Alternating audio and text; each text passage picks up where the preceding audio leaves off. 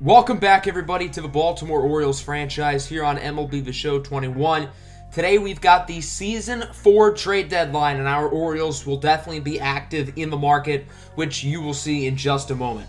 Last episode was wild. Two of the craziest games of the entire series. If you missed it, I'll leave a card in the top right because you're going to want to check that out.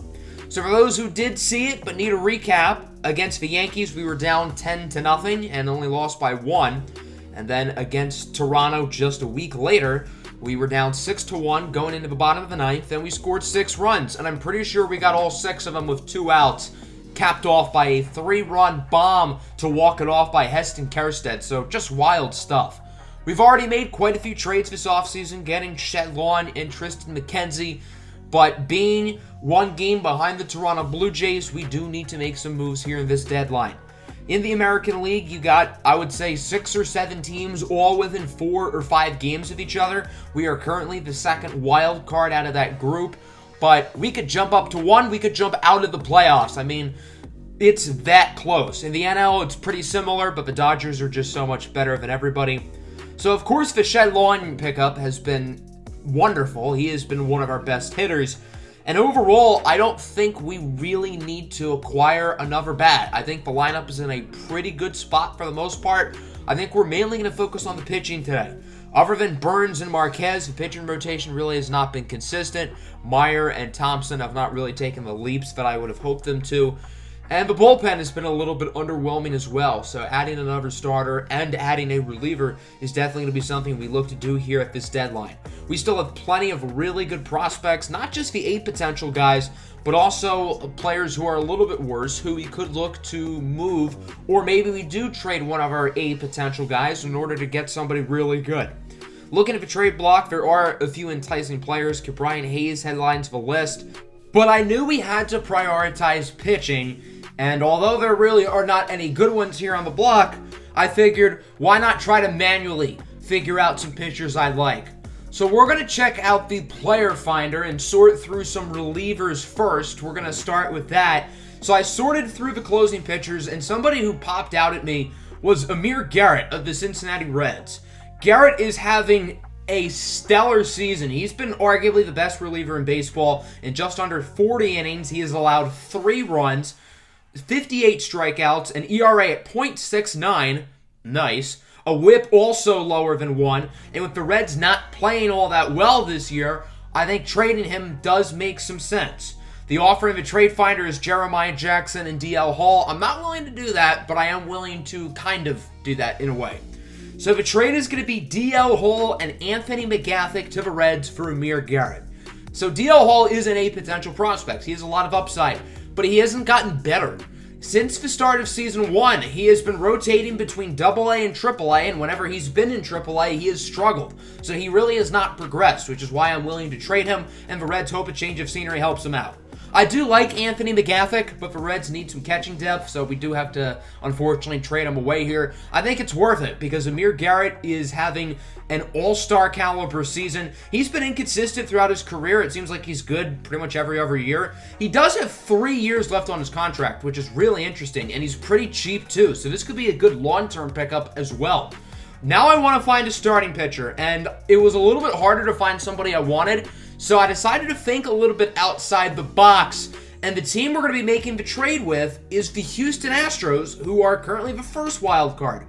It's a very weird trade, but I think it helps out both teams for the present. So hear me out. It's going to be a little bit strange, but I think it's a good one for both sides.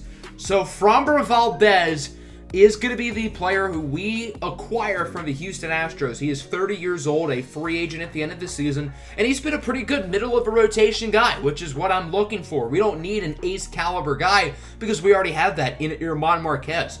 With Valdez being a free agent, we don't have to give up as much for him, and the Astros don't value him as much. However, Houston still wants to be really good, and they do need some more pieces in their lineup. We're also getting second baseman Marco Alvarado, but he's not really important here.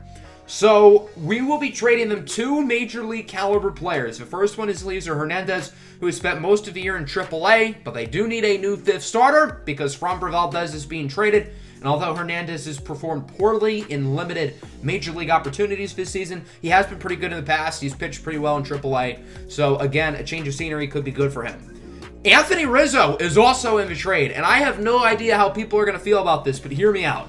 So Rizzo is 34. Obviously, he's not a long-term piece of the future.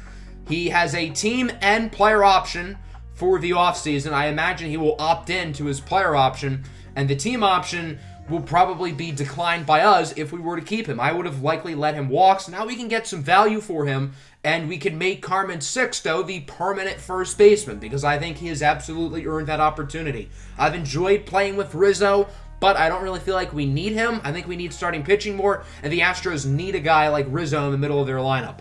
We're also going to send them shortstop prospect Devin Hairston. He's kind of a throw-in. So it's pretty much Rizzo and Hernandez for Valdez. I think this is a win-win for both sides. We get a big upgrade in our rotation. The Astros still get a competent fifth starter, and Anthony Rizzo can plug in as their designated hitter. So those are the two trades we're going to make. Let me know what you thought of them in the comments below. I think Amir, Garrett, and Framber Valdez should certainly be good acquisitions for us, particularly Garrett for the short term and the long term. I'm really intrigued about him. And then Framber Valdez should be a nice veteran for us. We have 27 players currently on the Major League roster, and we're going to shuffle some things around. We have like 8 starting pitchers in the Major League team right now. And with trading for Framber Valdez, that means somebody's getting knocked out of the rotation. Max Meyer has not progressed that much. He has improved a little bit. The walks are way down. The whip is also down. So he's gotten better, but not good enough to be one of our 5 starters. We're going to use Max Meyer's third and final minor league option. So pretty much next year is his last chance. And if things go south, well, it's going to get ugly. Matthew Thompson's also been disappointing. He has not had a minor league option use, so I'm not as worried about his future, but he needs to go in AAA and figure some things out. Christian Robinson will be joining them in AAA. Robinson's been a little bit disappointing this season. After a really good year last year and a good playoff run, I expected more from him, but he has put up career lows in batting average, on base, slugging, OPS. So I think sending him down, just getting him a breather in AAA is probably a good idea. We now have 2 open roster spots, and as you can see, we only have 11 position players on a roster, so we have to call up 2 position players from the minor leagues, and we're going to call up 2 of our better prospects in the organization, 2 young players who I think are ready and have earned the opportunity to be major leaguers. The first one is shortstop Xavier Edwards, who has been in AA and AAA since we acquired him back all the way in season number 1. He's had a solid season this year, nothing crazy, but as a 76 overall, his time is now. I think he's ready to be a major leaguer, but he's not the only top prospect who's going to get called up. Former number 1 overall pick, Xavier Bowman, has also earned the opportunity to be a major leaguer. He's been in AAA for a very short time, and although he hasn't been spectacular, he's ready. Started the year off poorly in AA, but he picked it up quickly. He has progressed really well this season, and as a 77 overall, again, I think the time is now. I think having Xavier Edwards and Xavier Bowman up with the big league team puts us in the best position to win, and I think they're both really good players. Shane Kovaleski is another guy I thought about calling up as well, but we need middle infield and outfield more than corner infielders, but Kovaleski will get his major league debut before the end of the season. So this is what the lineup is going to look like for right now. Xavier Bowman will start against righties, and Xavier Edwards will start against lefties. Other than that, the lineup is pretty much the same with no more Anthony Rizzo. Rizzo is pretty much being replaced by those 2, with Carmen Sixto now permanently moving over to first base. Framber Valdez will insert in the rotation. John Means will be back as a starter. Adrian Marajón is the new long reliever, and Amir Garrett will slide in as a middle reliever. We do need to get a new catcher, though, because we traded away Anthony McGaffick, so I'm going to sign Eloy Santiago out of free agency. He's only 18 years old, out of Venezuela. Good contact, good vision, solid defense. He'll be in AAA. The minor league lineups and rotations also look a little bit different. I will breeze through those real quickly. As you can see, with Xavier Edwards and Xavier Bowman being called up, we don't have as much talent in the minor leagues now that a lot of our top prospects are starting to get called up, which is good. That means they're progressing, and the farm directors are doing a good job. It was a wild trade deadline around the rest of baseball as well. Trent Grisham being shipped off from the Tigers to the Dodgers, so he returns to the National League West. The Tampa Bay Rays are continuing their fire sale. They've traded away just about everybody. Brendan McKay next on that list. He goes to the Milwaukee Brewers for Bryce Turang and former Oriole Kevin Maitan. Luis Castillo to the Angels for a bag of chips. The Reds did not get good value there. I get they're selling, but that really is not a good trade for them. Nick Anderson from the Rays to the Astros. Again, the Rays selling off every ounce of talent that they have. And then our two trades. Framber Valdez from the Astros for Rizzo and Hernandez. And then Amir Garrett as well. It's fun to see all of this action around the major leagues. And I think all those trades make sense. All the teams who acquired good players are buying. All of those bad teams are selling, except for the Tigers. I don't really get why they traded Trent Grisham. But other than that, all those trades made sense.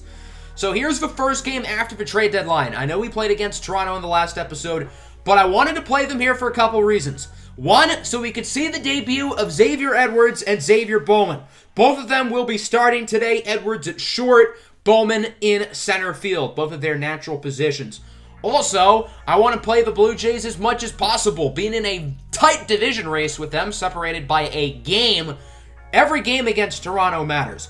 So here's a look at the lineups. Edwards will be hitting leadoff today, and Bowman will be hitting second. So the two rookies will be hitting 1 and 2. They'll be facing off against Alek Manoah on the mound for Toronto, who's had a fine season, 3.59 ERA, 1.42 whip. So we're going to start at the bottom of the first. Xavier Edwards up to bat, his first Major League plate appearance, as this one is going to be blooped in the left, and it's going to go for a base hit. Welcome to the show, kid. Xavier Edwards with his first Major League hit in his first Major League at bat. So Edwards now has a career batting average of 1,000. We'll see if Xavier Bowman can get similar success in his first plate appearance. And the answer is yes! He bloops a single out into center. So just like Edwards, Xavier Bowman gets his first Major League hit in his first Major League at bat. And the former #1 overall draft pick also currently has a career batting average of 1,000. How cool! We'll see if the meat of the Baltimore lineup drives them in. That won't help. Heston Kjerstad with a big swing and a miss, coming off the 3-run walk-off home run in the previous game against Toronto. Nick Castellanos now grounds this one to short. Toronto's going to try to turn 2. 5, 4, 3, double play. The Blue Jays infield is more chemistry than a science project. Going back to a classic there with that line. Here is German Marquez, who has been the American League Cy Young this year, to put it bluntly. He has been unbelievably good. He has been this team's rock in the rotation. And we'll see what he does today against Toronto as Rowdy Tellez goes down looking on the knuckle curve. Marquez retires the side in each of the first 2 innings as we go to the bottom half of the second. Adley Rutschman goes down looking on the low fastball. So far we've got a little pitcher's duel. Marquez and Manoah both look really good so far. We'll see if German Marquez keeps it up in the third as Teoscar Hernandez goes down. Check swinging on the 12-6 curve. Hernandez had 3 hits in the previous game against the Orioles. Danny Jansen now joins the fun. Big swing and a miss on the fastball. Marquez isn't even really a strikeout guy, but these Blue Jays can't hit the ball off him. Bottom 3, a routine play for Toronto nearly failed, but Tellez does a good job of tagging Max Muncy on the ground out. Xavier Edwards now lines this one pretty nicely into right center. It will be caught. And unfortunately, Xavier Edwards no longer has a career batting average of 1,000. Xavier Bowman in his second career at bat lines it to third. Nice catch by Vlad Guerrero. That should have been a base hit, but Guerrero was at the right place at the right time. And unfortunately, Bowman also does not have a career average of 1,000 as he frustratedly returns to the dugout. Top 4, perfect game still alive for Marquez, but that changes here. Vlad Guerrero Jr. singles into center. So Toronto, who hit the ball well in the previous game against the Orioles, finally gets a base runner. It took a while. We'll see if they capitalize. Randy Arozarena does not capitalize. He takes a big swing and miss on the fastball. Arozarena went deep twice in the game yesterday, in game against the Orioles. Bottom 4, still tied at nothing. Heston Kjerstad gets that one into the right center gap. That one looks like it's going to be a double. Heston Kjerstad has continued to probably be the Orioles' best hitter since he returned from his injury. That's how good he's been. And that'll bring up Nick Castellanos with a line drive deep in the left field. And that one is going to be a home run, and so that'll make it a 2-0 ball game. Castellanos with his 24th home run of the season. It took a while, but we finally have runs on the board from either side. Top 5, Toronto still being shut out. 2 away for George Springer. Did I hear a trash can in the distance? Bang, bang. No, maybe not, but he does hit a single there, so good work from Springer. That'll bring up Teoscar Hernandez, who lines this one deep into left field. We're tied at 2. Huge home run for the Toronto Blue Jays, and they're going to tie it right back up. This one just got real interesting.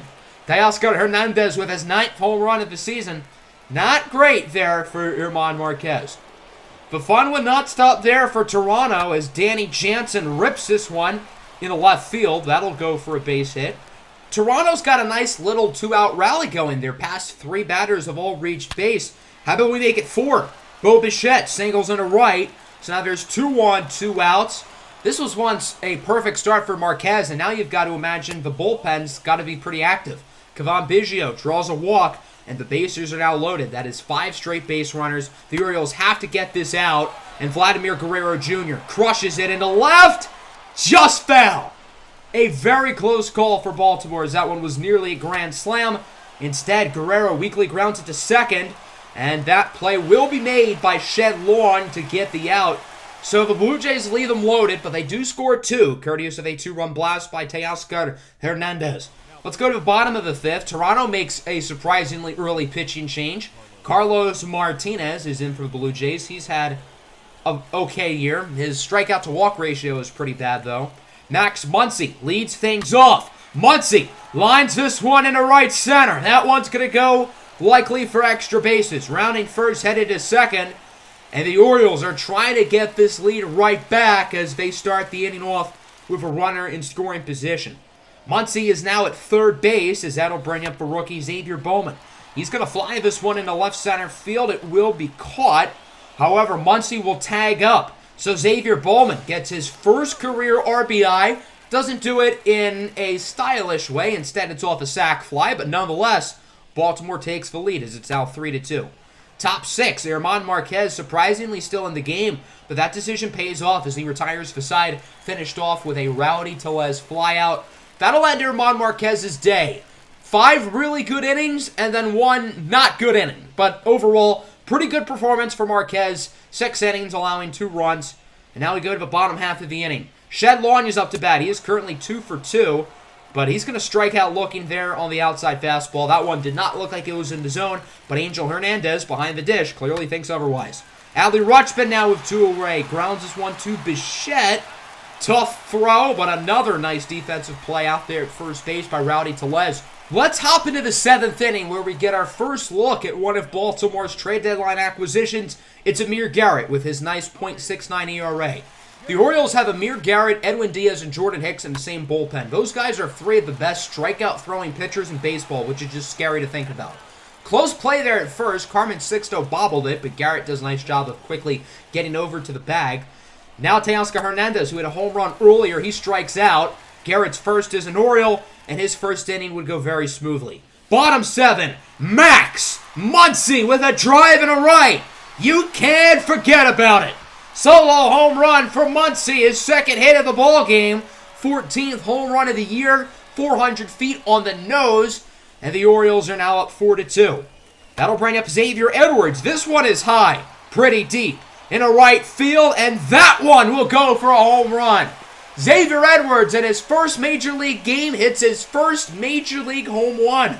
A really impressive debut for Xavier Edwards, who's currently 2 for 4 with a homer and a single. So good work from him. He looks like he is Major League ready. Carlos Martinez is going to check out of the game. Evan Marshall enters as Heston Kjerstad grounds this one to second. Tough play by Biggio. And Rowdy Tellez keeps making strong defensive plays at first. Marshall gets out of the inning, but still a good one for the Orioles as they score 2. Colin Poche in here in the 8th. He has had another really good season. He is pretty much the model of consistency out of the Baltimore bullpen as he strikes out Cavan Biggio, little lefty-on-lefty crime. Randy Arozarena now up. Big swing and a miss on the fastball. Not a great game from Arozarena. Colin Poche gets out of the inning fairly easily. And now we go to the bottom of the 8th. Louis St. John is up, who does not have a hit today, currently 0 for 3. Grounds it to short. Bichette with the backhanded throw, barely not in time. Good hustle by Louis St. John, who gets the infield single. And that brings up Adley Rutschman. We'll see if the Orioles capitalize as this one is singled into center. Baltimore is up by a comfortable 3 runs, but they want to add more. They want to make sure they have this game won. So that'll bring up Kermit Sixto, 0 for 3 today. Grounds it to short as Bo Bichette deflects it. Biggio picks it up, throws him out at first. What a play by Cavan Biggio as it remains a 3-run game. Into the top of the 9th, the closer, Edwin Diaz, will enter for the Orioles. His ERA currently sits at 2.15, probably the worst it's been in the past year and a half, which just says how good he's been. Austin Meadows rips this one high and deep into center. Bowman at the track, at the wall. It's caught! Xavier Bowman just robbed a home run! Welcome to the show, rookie! Xavier Bowman, in his Major League debut, just robbed a home run. That's got to be the best defensive play of this entire franchise series so far, right? Bowman scales up the wall like he's Spider-Man to make the play. Let's take a look at it from another angle. Would that have been a home run had it gone out? Yep. What a play by Xavier Bowman. One more look. Just unbelievable. My favorite part about all this, as he walks it off like nothing just happened. He looks like a seasoned veteran, not some 19-year-old kid who's making his Major League debut.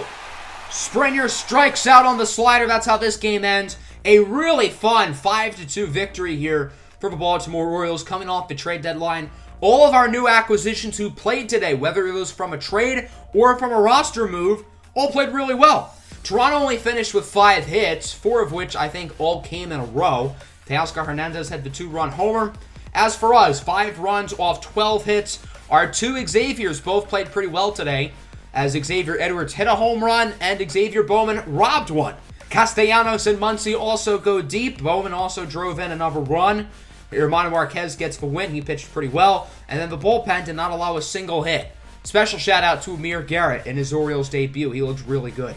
So we're going to go to the last game of the series. I actually decided to simcast this one because it will be Framber Valdez's Oriole debut. I know it says Tristan McKenzie, but I flip-flopped them. So Framber Valdez makes his debut as an Oriole as Baltimore tries to get the sweep and take the lead in the division. Currently tied at 0, but Adley Rutschman hits a home run. Blue Jays make it 2-1, but Jalen Miller ties it with a home run of his own. 2-2 here into the 5th inning. 2-run blast by Biggio, but Jalen Miller answers with a 3-run shot of his own. So going into the 6th, we do make a pitching change. Not a great performance for Framber Valdez, but the offense is really clicking, particularly Jalen Miller, who's gone deep twice today. The bullpen, again, with a shutdown performance for both teams. It remains 5-4. Good inning for Starnes, good inning for Pearson. Edwin Diaz checks in for the save, and, well, he does allow an early base runner, but he finishes it off, and the Orioles get the win by the final score of 5-4. Although Framber Valdez did not look great in his Baltimore debut, he did get some run support, with Adley Rutschman going deep, and Jalen Miller probably playing the game of his life. I guess that off day, the prior game, ended up being pretty helpful for him. So a great performance from Jalen Miller and a great series from our Orioles. We entered it 2 games behind Toronto, and we swept them, which is such a big deal, getting some momentum in the division race entering the month of August, which is where we're going to conclude today's episode. Normally, I would sim a little bit further, but I think that's where we're going to start in the next episode. I hope everybody enjoyed. Let me know what you thought of the trades. Let me know what you thought of us calling up Xavier Edwards and Xavier Bowman. Make sure to hit the like button. Make sure to subscribe. Peace.